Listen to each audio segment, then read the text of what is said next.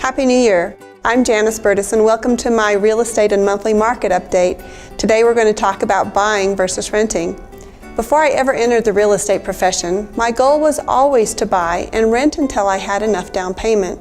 Purchasing real estate made sense to me the way the game of Monopoly made sense to me. You don't just buy Park Place first, that comes later.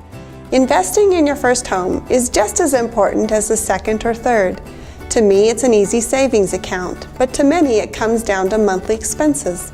Renting makes perfect sense in some cases with the comfort and security in calling the landlord when the roof is leaking or the plumbing doesn't work instead of having to dig into your own pockets to make repairs. So let's look at the pros and cons and the actual numbers and walk through this together. You may find that renting is the best choice for your situation, or you may want to call me and start the buying process. Let's take the average sales price in Grand Junction within the last 30 days, which is around $200,000. We are going to play out a scenario of a first-time home buyer using an FHA loan. You will need 3.5% down. Keep in mind, if you serve in the military and qualify for a VA loan, the down payment is $0. With a $200,000 purchase, your down payment is $7,000. This can be from a savings account or a gift from a relative. Your closing costs are about $2,000, which can be built back into the loan. Your monthly cost is $1,100 at a 4.5% interest rate.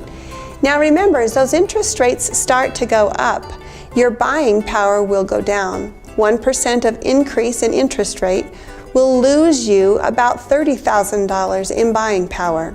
For the first year, your monthly payments are going to equal $14,400, but then you have to consider tax time. Mortgage interest is tax deductible as well as real estate taxes. If you make $50,000 a year, your taxable income is only $35,000. Take a look at the chart over 5 years. As you continue to make payments and gain equity, inflation kicks in and the property value goes up over time. Take a look at the chart over 10 years.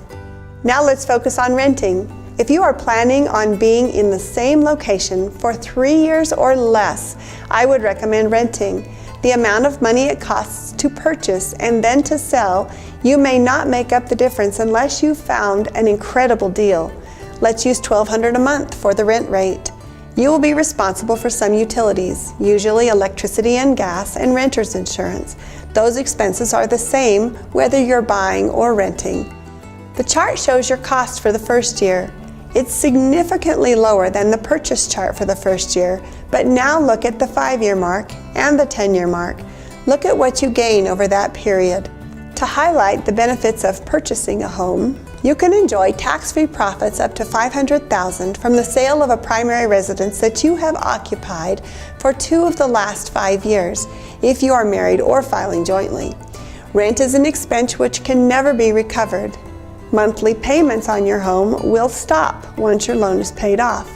You build equity over time, which means you take in cash when you sell your home. The profits from home investments are often greater than from any other investments. Land appreciation adds to the value of your home. For many, home ownership is an important part of retirement planning, not to mention the personal satisfaction of owning your own home. If you have any questions on the material and numbers I just discussed, or if you or anyone you know is interested to learn how renting versus buying relates to your personal situation, just call me. You can send me an email or call me directly and we can go over the best route for you. Thank you, as always, for taking the time to watch and learn. Be sure to check out my website, which is updated daily, for additional marketing information. Have a great day, and I'll see you next month.